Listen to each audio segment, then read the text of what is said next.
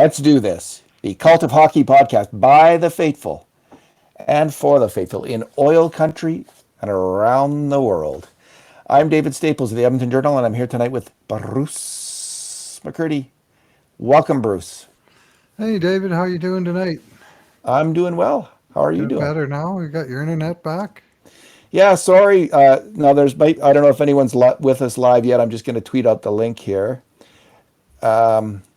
But if I can find the link, sometimes it's not always easy to find these things. Uh-oh. The Yeah, Bruce, my TV went on the fritz with 10 minutes left in the game. I didn't see the last 10 minutes or the overtime, although I watched the highlights of the final two goals. So I'm a little less Right. prepared to comment on the game, having missed a good chunk of it. Although I Mm-hmm. understand not a lot happened in the last 10 minutes of Edmonton's 4-3 overtime win over the Montreal Canadiens. No, once Montreal tied it up, it was snooze city. It was Bettman hockey, right? Both teams sitting on their Bettman point, saying we'll decide it in overtime. And in the case of Montreal, 1 point was exactly what they needed to sew up their playoff berth. So they weren't real interested in taking a lot of chances in the last 5 minutes of the third period.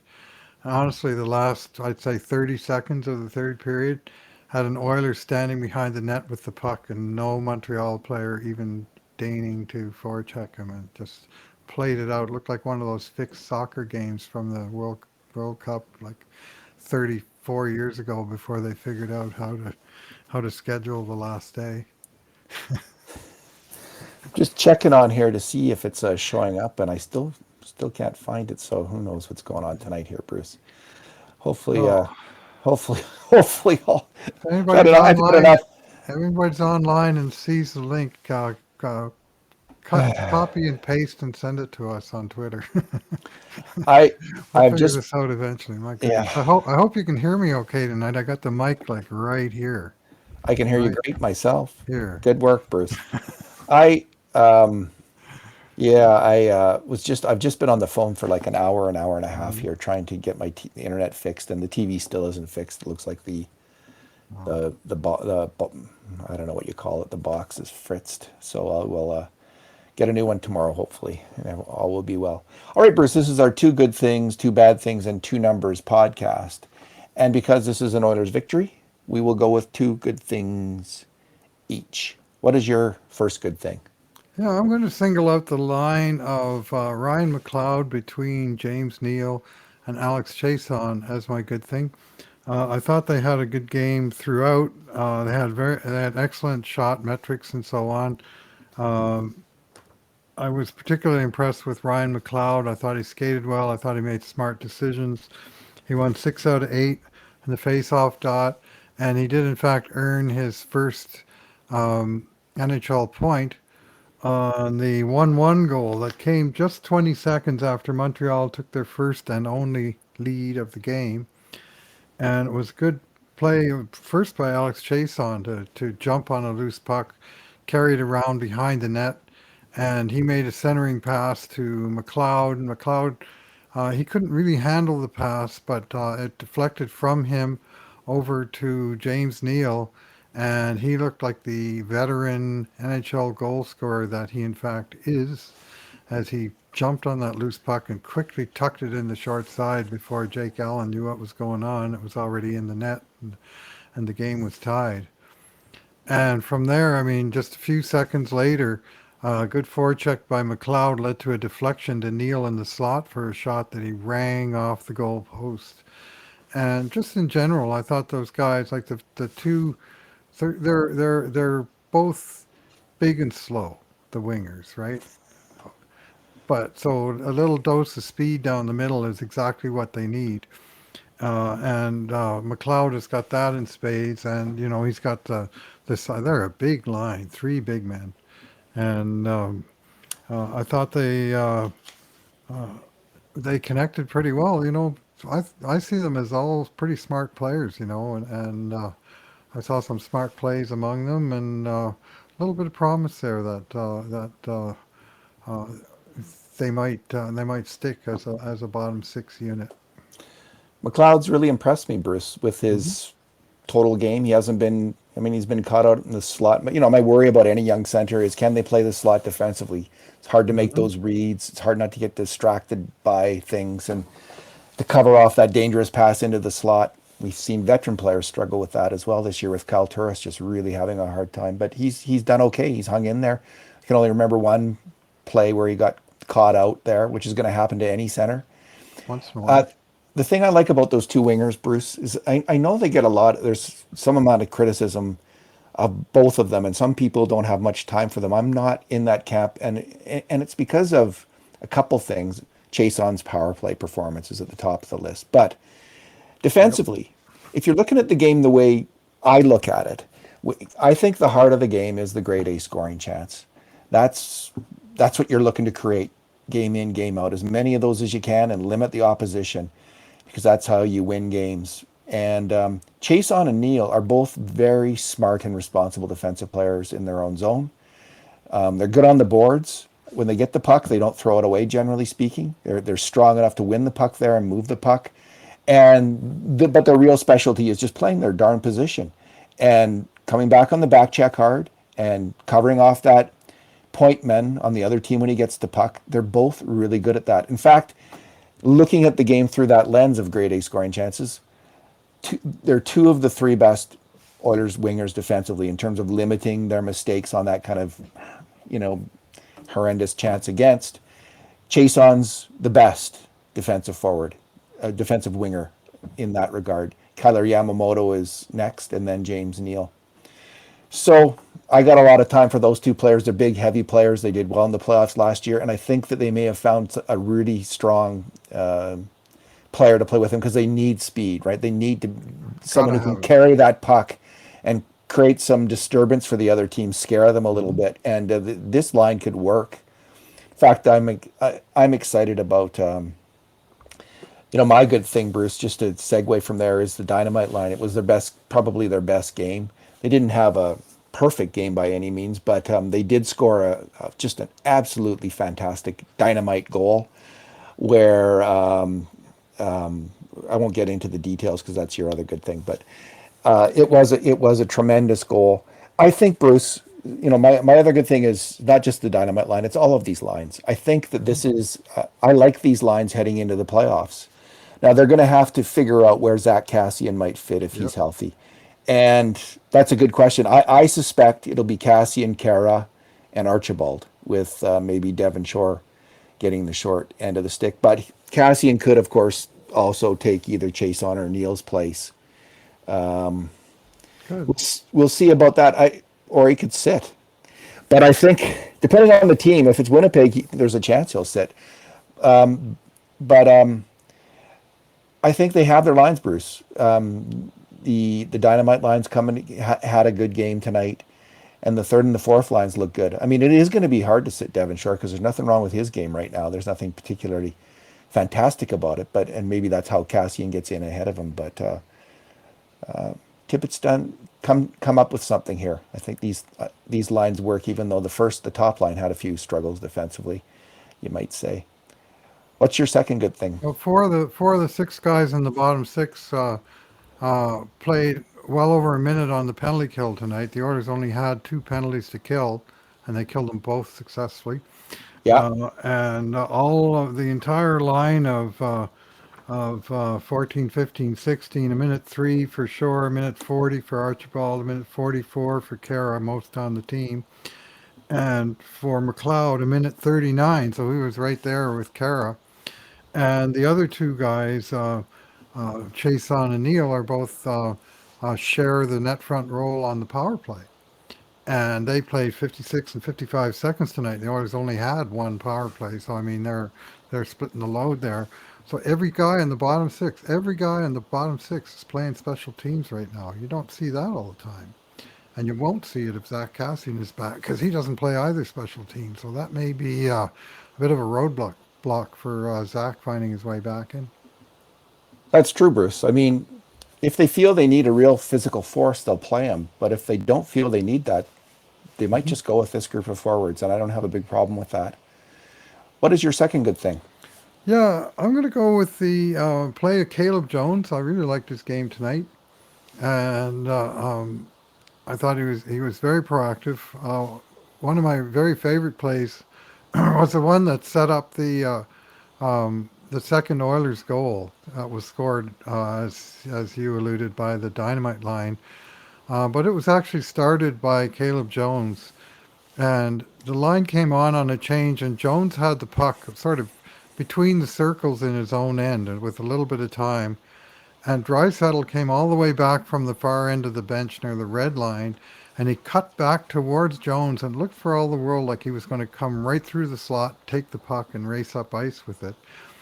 But then Leon cut his route short by about 5 feet, and he sort of did a quick up ice, and he blasted through the neutral zone, and he passed Corey Perry like Perry was a house on the side of the road.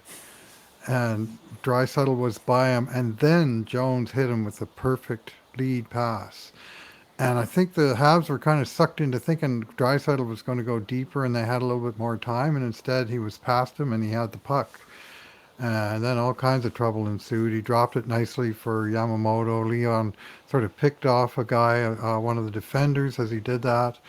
And Yamamoto, I think the puck got checked off his stick. He got a little bit lucky. I think he wanted to shoot, but it got checked off his stick and went right to Nuge, and Nuge just quickly buried it, and it was in the net. So all three forwards got a scoring point, and Caleb Jones did not get one. But he sure made the beauty headman stretch pass that got the rush going and basically into the zone and set up with numbers. And then he did earn an assist on the second goal with more of a rote pass, but he did make a good play inside the blue line, and he got the puck to McDavid, and he worked a little bit of his magic before setting up Cahoon for the 3-2 goal. And there was also a sequence in the third period that I was really impressed with Caleb, where Montreal was coming through the neutral zone, and Ethan Bear stood up to try and stop the wave, and he got the stick knocked out of his hands. And at that moment, Jones was on an island. There was like three Montreal guys, Caleb Jones, his partner with no stick, and the puck. And Jones, to my eye, and I probably don't remember the play perfectly, but he made at least two good plays to keep the puck away from Montreal, whether it was a defensive stop or he disrupted the rush, and then he did get a hold of the puck, and under a lot of pressure, he had like a split second to make a good play with it, and he made a real nice pass up ice, and the threat was over. It was one of those plays where it looked like it was going to be a 3-on-1 or a 3-on-1.5, and you were going to have guys running all over the place. And to me, Caleb Jones took charge of that situation and bossed that play, and that was really nice to see because that's a part of his game that does need to develop, and that was a real nice sign there. And tonight, generally, I thought he was good.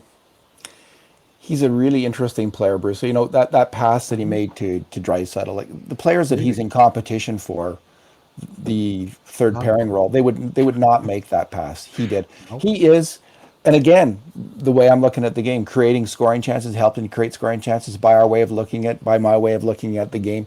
He is by far the Edmonton Oilers defenseman most likely to make a major contribution to a grade A chance at even strength. He has not been rewarded with a lot of points. He wasn't on that play, I don't believe either. He hasn't gotten a lot of points.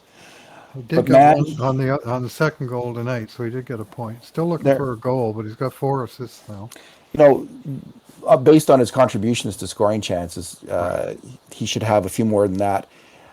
He hasn't played a lot of minutes, so he's not going to have a lot more points than that. But he really does move the puck well. He's great at getting the puck through on shots from the point, walking the line, getting a shot through for it to be tipped. He is just an outstandingly strong, even strength puck mover, I think. It's what got him to the NHL, and it's what's probably going to keep him there. He's so high event though, because he's by far the most likely Oilers defenseman to make a mistake on a grade A chance against. So you're weighing those two things. But when he's good, is he ever good?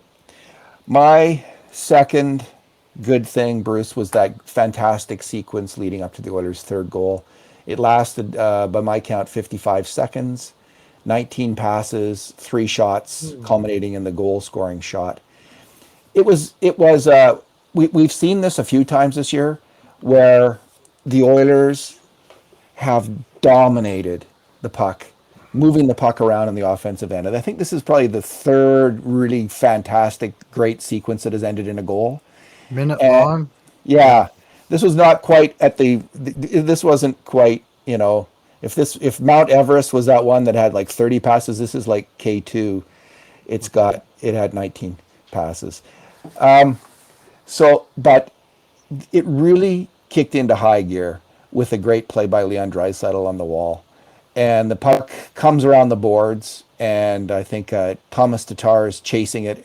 And Draisaitl just uses his body. He sieves in there with his body, uses his huge shoulders and back to puck protect and win the puck that way and get it going in the other direction. It was a key, absolutely key moment in that sequence where the Habs looked like they might be getting it out, and his great puck protection there, he created that goal. He was off the ice for about 20 25 seconds after that, because he went out right off the ice after making that play, and McDavid came out and started to engineer things, and McDavid made a great play on that thing. Puljujärvi made a really good play on the zone entry. There were some nice passes by Nurse. There was some nice passes by Jones. It was a real team effort. Dominic Cahoon made some nice passes and finished it with the goal. But I thought the highlight of that was this just tremendous puck battle that Draisaitl won in such clever fashion, and he was Joe Thornton-esque there, and as he often is in those puck battles. Yeah, he beat, to my eye, he beat two Habs on that play.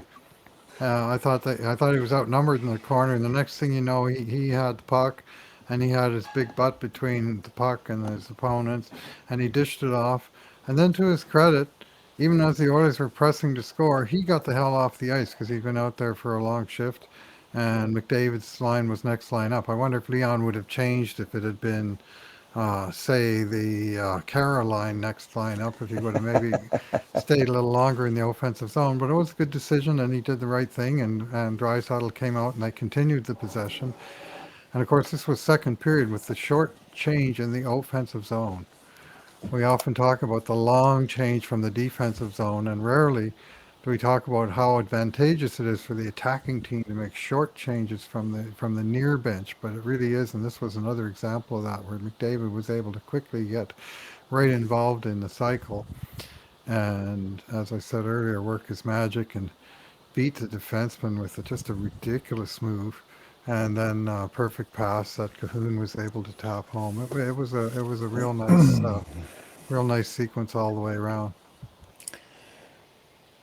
Bruce, what's your bad thing? Yeah, I got to go with the 3-3 goal, and I got to point the finger of blame at the play of netminder Mikko Koskinen. The Oilers led this game 3-2 going into the third period, and it was kind of like Saturday night's game against Vancouver, where they had the one goal lead and they kind of shut everything down in the third.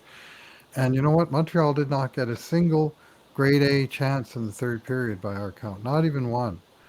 But they got this grade B chance from way over by the far hash marks near the boards by that noted sniper Arturi Lehkonen, who tallied his seventh goal of the season from way over there by the boards to the short side of Koskinen's net under his blocker and in. And it was just one of those ones where you just, that just can't go in. That just, maybe there was tiny coverage mistakes, but it, it's just one the goalie's got to have, right? When you're keeping them to grade B or even grade C, really, I wouldn't even call it a grade B chance. It was way outside, and it just got missed by Koskinen and got Montreal back in the game, and they wound up taking it to overtime. I mean, in the end, the bad thing is worse for Calgary than it is for Edmonton, because the bad thing didn't cost the Oilers at all, because they were able to win the game in overtime and get their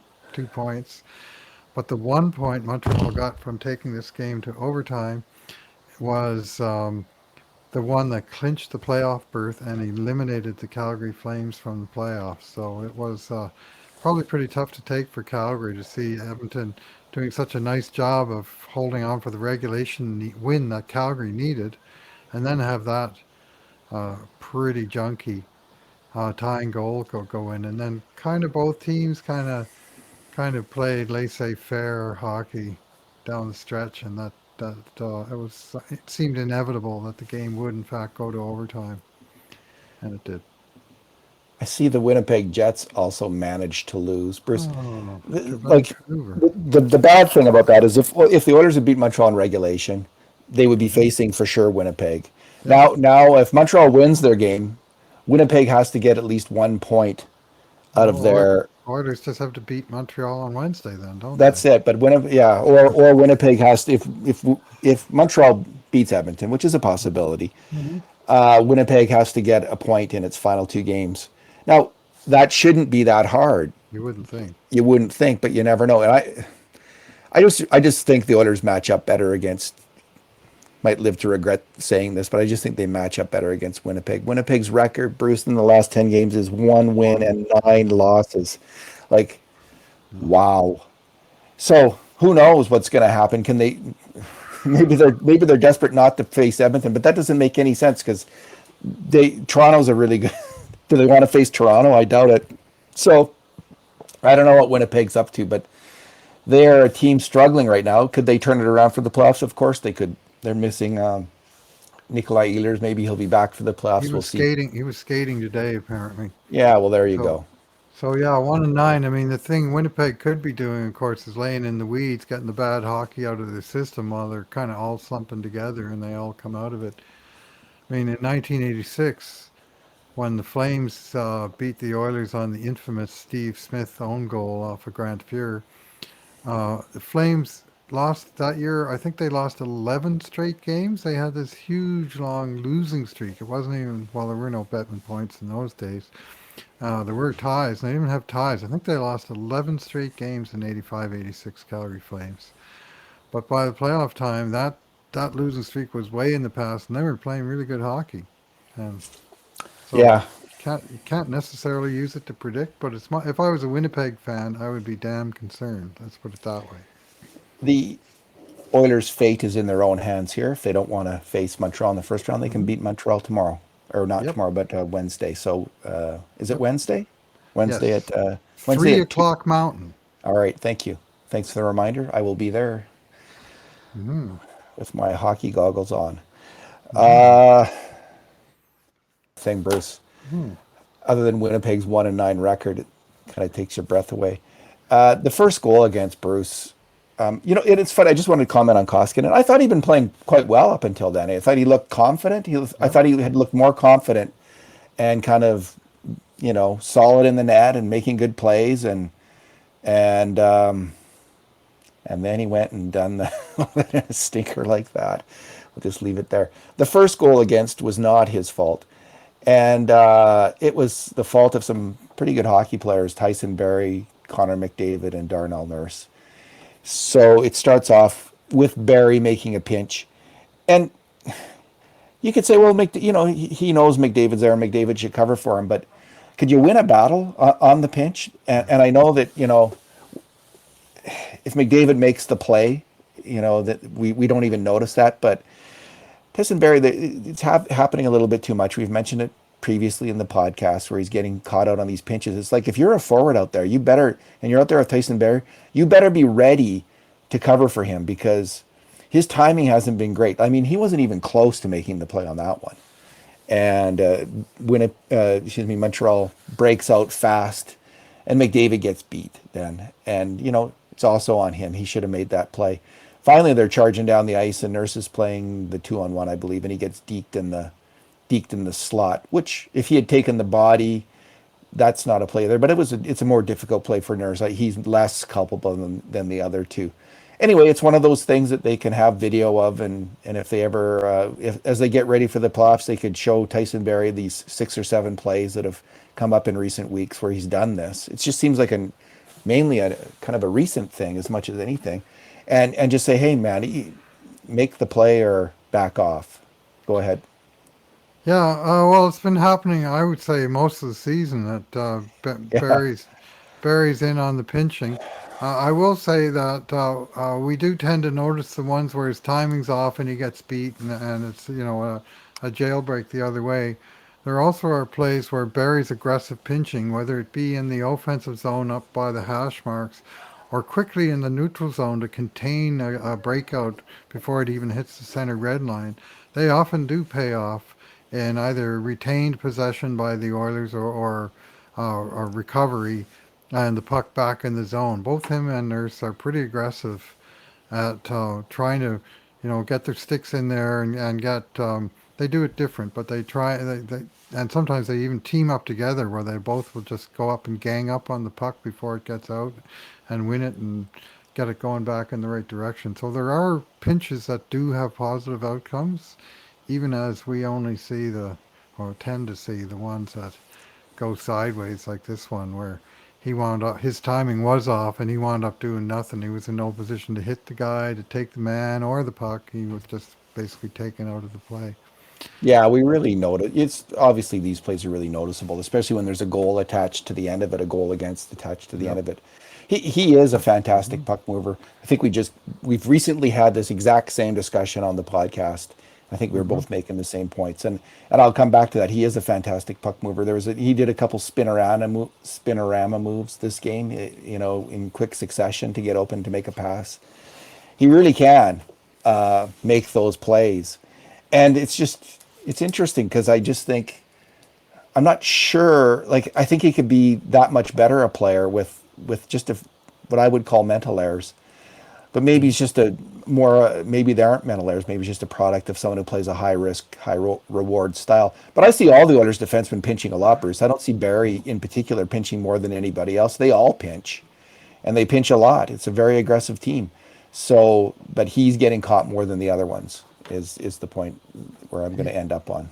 he errs on the side of offense. Indeed, a lot of them do. A lot of the really good attackers do, don't they? Bruce, Yeah. what is your numero?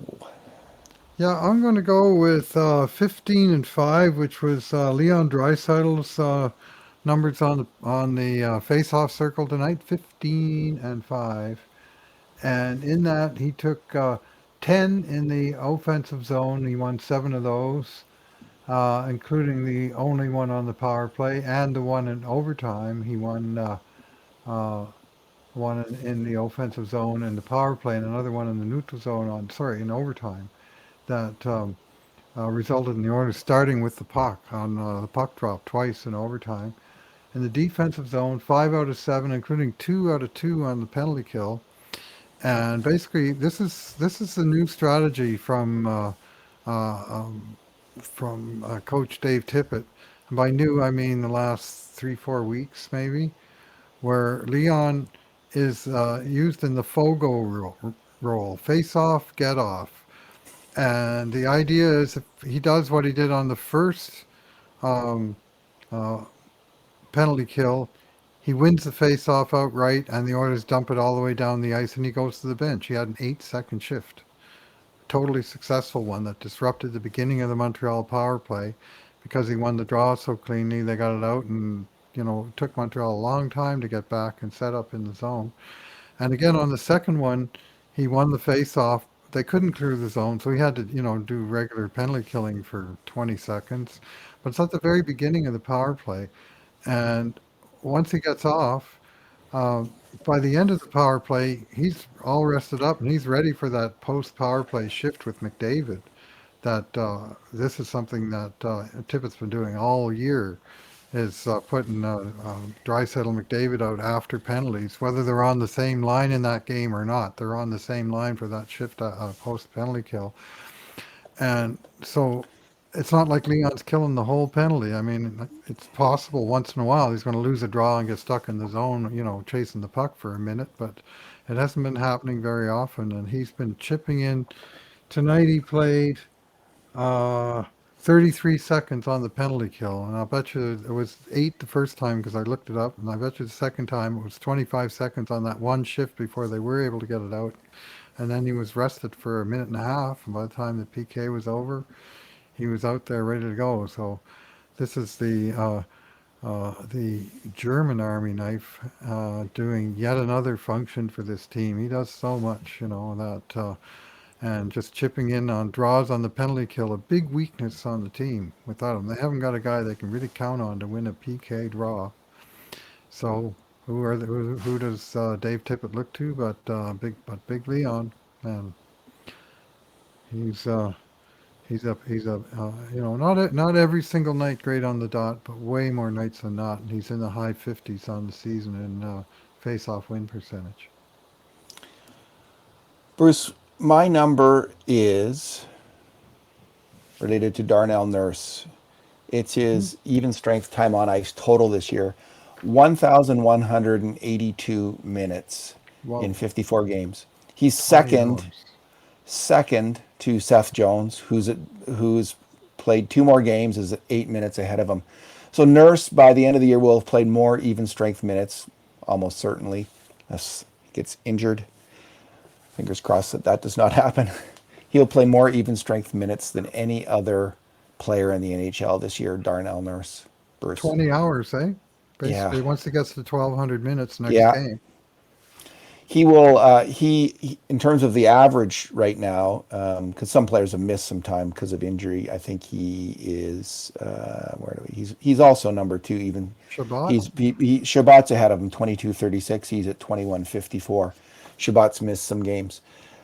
Bruce, just another little number that indicates what kind of a fantastic player Darnell Nurse has become. And I just we've been watching him a long time. I remember we saw him like in his first camp, see like this big lanky guy with kind of a skinny neck. Remember that? Like his head Yep. sticking out in his skinny neck.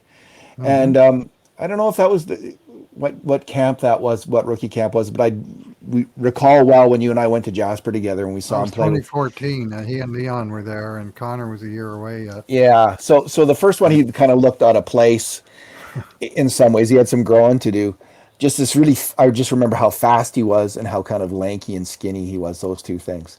By the next camp, he had put on some weight, and in that all rookie 4-on-4 game that we watched, he was just Monster. punishing. He was a menace to the other players on this. He was Hmm. punishing them. He was like the second coming of Eddie Shore out there, Hmm. hammering away at these other players. Kara was also pretty physical that game, as I recall. Anyway, he's developed, Bruce. Like if you had had your fondest wish for Darnell Nurse at that time, Hmm. as many as all Oiler fans probably did, including us, it would be that he would develop into a NHLD man, something the Oilers had lacked since Chris Pronger left town. If you don't want to count Sheldon Surrey, which I don't really. So since Pronger left town, that might be giving Sheldon Surrey short shrift there, but Well, Pronger had 1 year. Surrey had 1 year where he really was yeah, outstanding out of maybe what? Sekera. Maybe Sekera that one year, Bruce, 2016-17. Maybe Clefbaum in the 2017 playoffs. So he's had glimpses of it, but we have the Oilers. He has developed into that player. He is a true number one defenseman in the NHL. He is a true Norris Trophy candidate, something that I was arguing against earlier this year. Well, It took me a little while to come around to that idea, but he definitely is. And that amount of even strength ice time is testament to not only his coach trusting him, but a player he earns every minute of that and he excels in most of those minutes. So what a fantastic player he's become. I'd say I don't see him winning the Norris. I do see him winning, getting votes. I Yes. don't even see him even in the finals, but I think that he will win the de facto Norris of the North. That he will get the most Norris votes of any defenseman in the Canadian division. Well, I'm And just I think listening. only Jeff Petrie is really in that conversation, frankly. I'm just listening to the Game of Thrones podcast, so I will declare Darnell Nurse King of the North. North to the North, yeah. Let's see what even strength points. Get Dusty Nielsen on that. He does his North thing on his radio show every morning. Uh huh. That's pretty funny. With Game of Thrones, the sort of music and style. Oh, that's good. Nurse has 29 even strength points behind only Mackenzie Weegar at 31 of Florida, That tied guy's a with good player. Weegar is a good player. Tied with Carlson and Letang at 29 points is Darnell Nurse. So Those guys are pretty good players, also. they really are, Bruce, and so is Hmm. Darnell Nurse. Yeah, So that's kind of where I'm going. Yeah.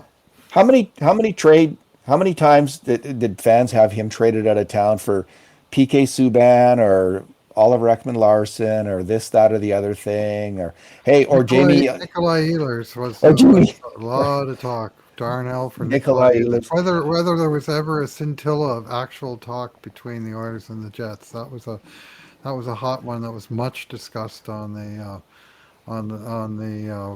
blogs and Twitter and comment sections and so on. And Nikolai Ehlers is an undeniably fantastic player. Would love to have him on the team, but I found that in many of those conversations that Nurse himself was kind of sold short.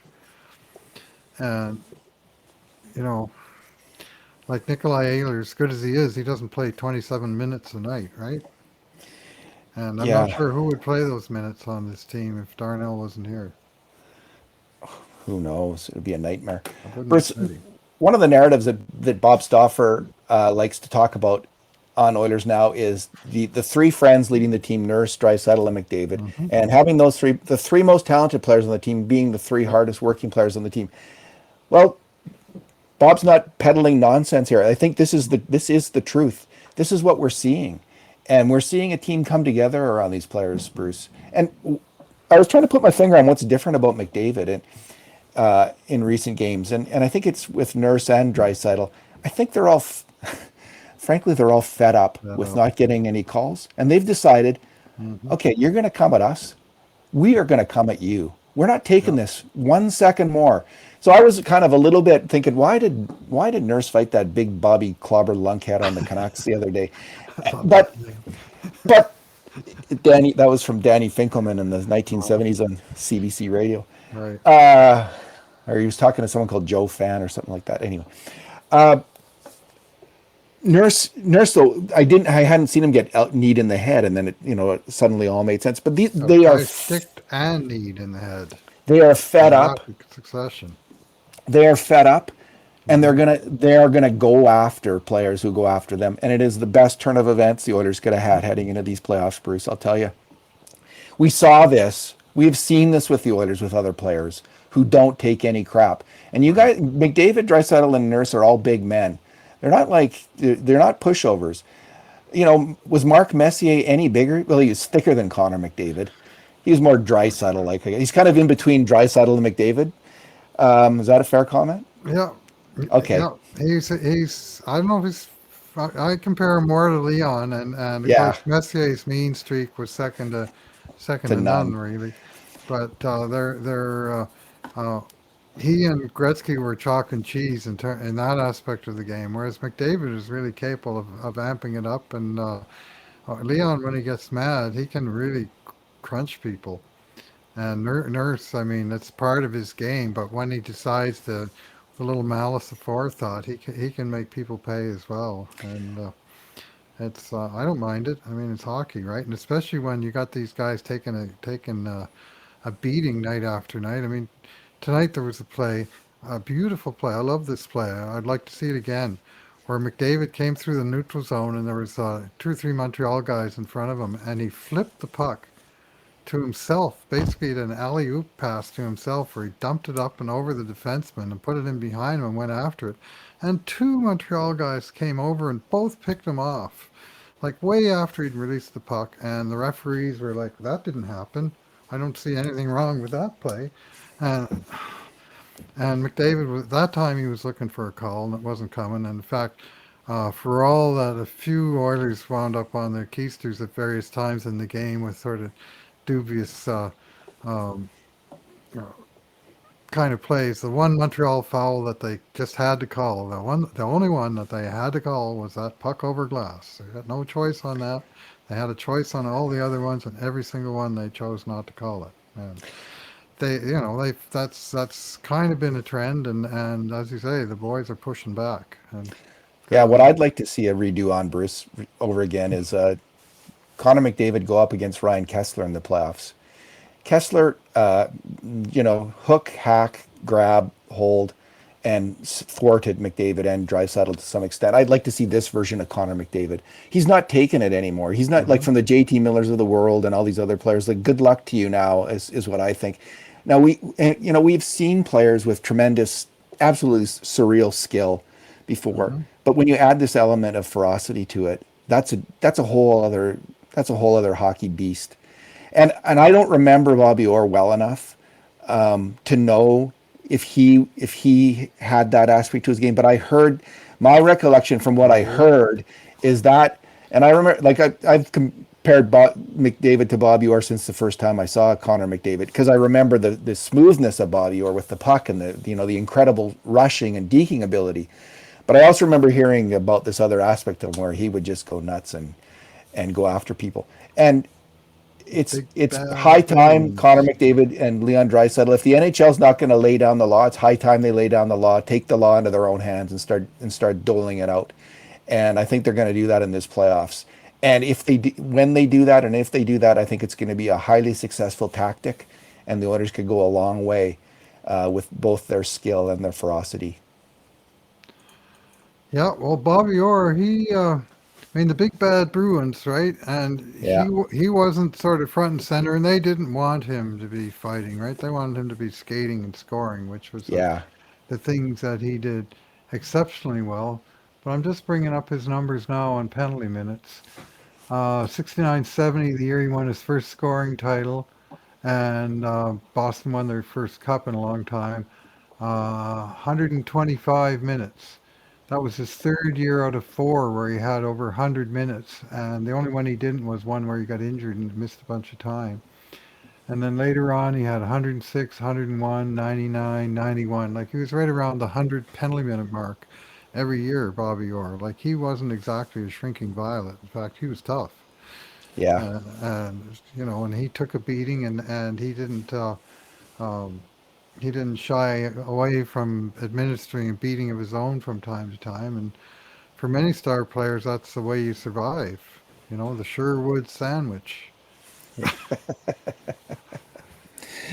Alrighty. Well, I'm looking forward to the playoffs, Bruce. It's coming. It's been such a weird Hmm. time in all of our lives and a weird season. I'm sure Hmm. for the players, just very frustrating in a lot of ways and isolating, and you know, endless mask wearing and hotel rooms all on their own, and uh, you know, uh, not ideal for anybody.